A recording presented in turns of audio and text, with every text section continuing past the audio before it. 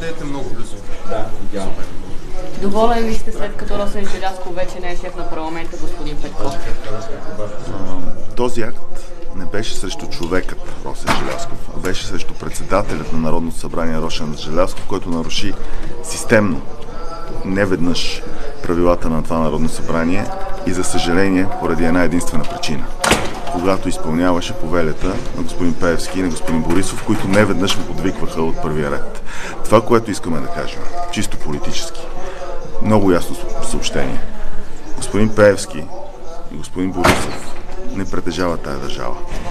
И ако иска ГЕРБ да има евроатлантическа посока, въобще както те тая дума я повтарят отново и отново, ще трябва да се отърват от зависимостта си от господин Пеевски и правилата, институциите, които трябва да работят в българската държава, трябва да не бъдат подвластни на нито един човек.